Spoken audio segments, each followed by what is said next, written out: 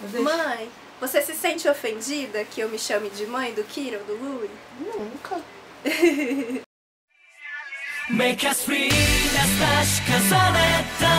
Enfim, não é muito mais fácil a gente se unir as nossas pautas? A internet virou um cenário de competição entre quem é mãe de pet e quem é mãe de criança, dona de pet, enfim.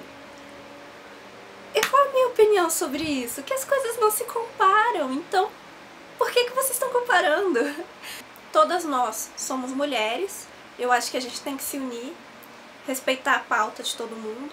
Você esteja militando pelo direito de amamentar em público, pelo direito de ter, ou de repente pelo direito de não ter filhos.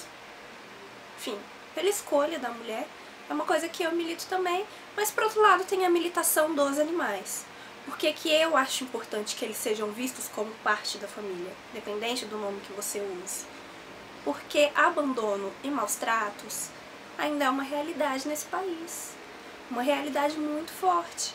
Quando a gente diz que, gente, calma, bichos dão trabalho, é para conscientizar, por exemplo, os pais que um bicho de estimação não é um brinquedo para você dar para ele.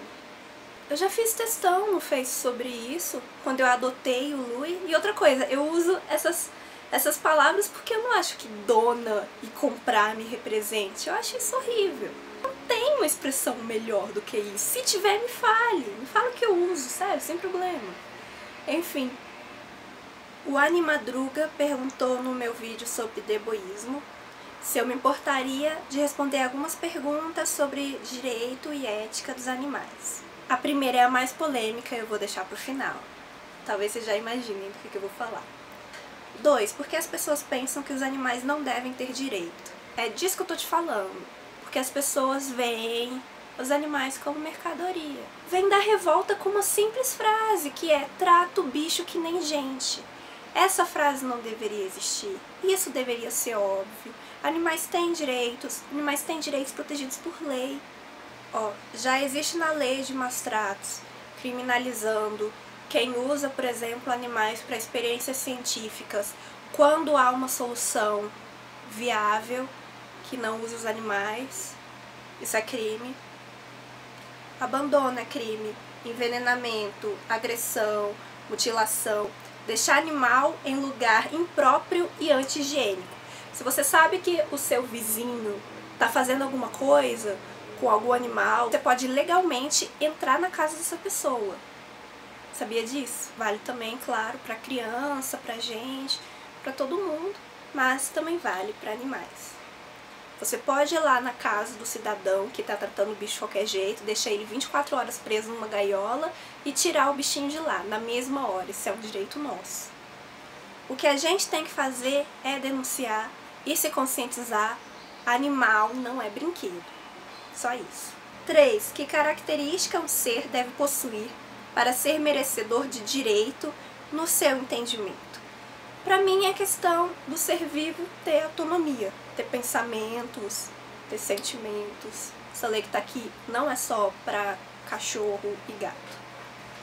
4. Que critérios essa sociedade estabeleceu para escolher os animais que amam e os animais que vão comer? Pula. Vou chegar lá. 5. Respeitar os animais deve ser algo moralmente opcional ou moralmente obrigatório? Você imporia os respeitos aos animais ou permitiria o abuso de animais?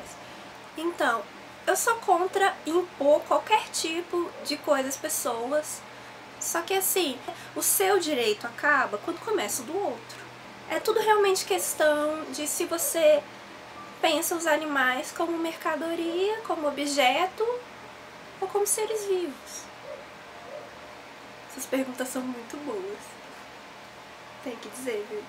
A discussão é sim mais complexa do que parece, mas pra mim, se você respeitar os animais com o mínimo de dignidade, não tô falando em dignidade humana, tô falando mínimo, um mínimo de respeito, já tá ótimo. É só você entender que eles não são objetos.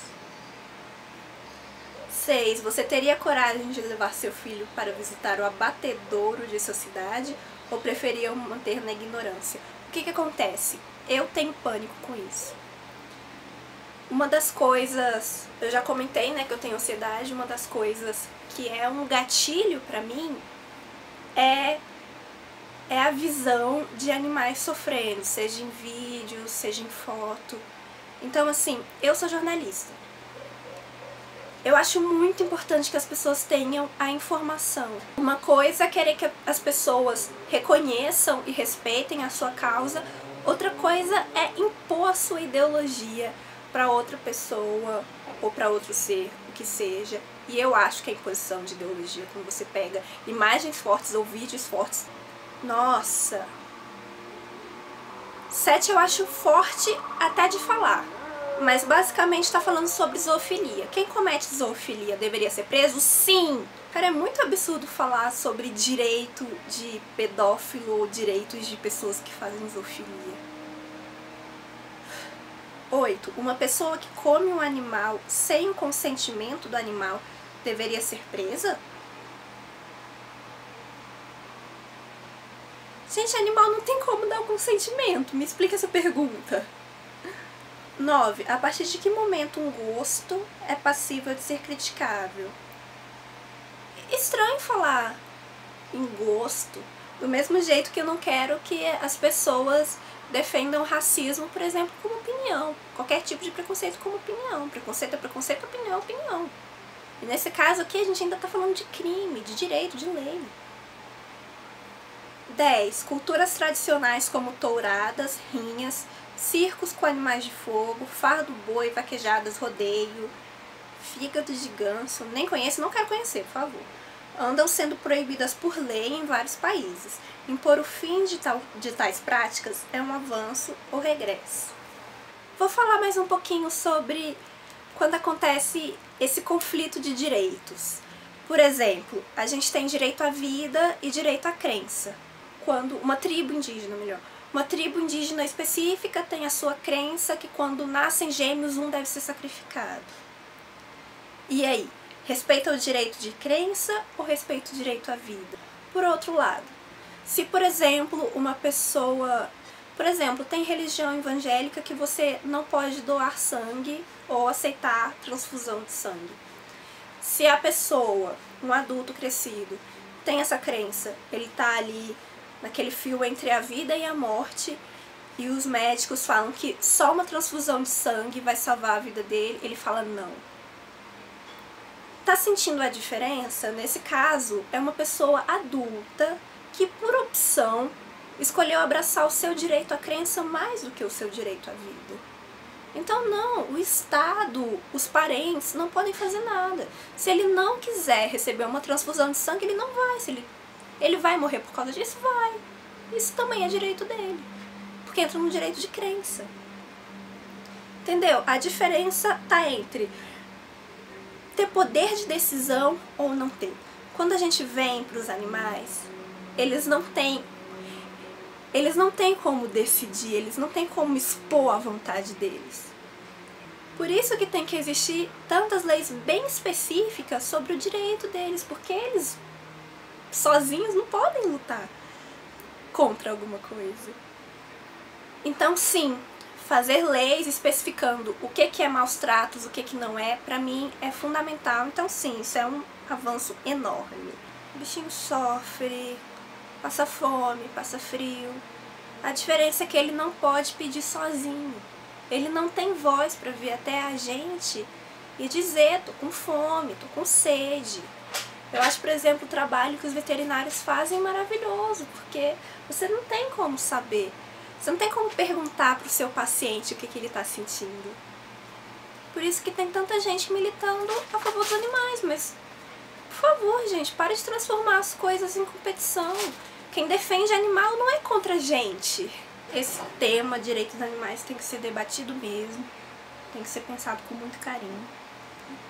Se você concorda ou discorda de alguma coisa que eu falei, pode deixar aí embaixo. Mas a descrição vai estar cheia de referências, como eu citei leis, tem um monte de coisa. Se você quiser saber mais, dá uma lidinha aí embaixo, tá? Beijo, gente. Até a próxima.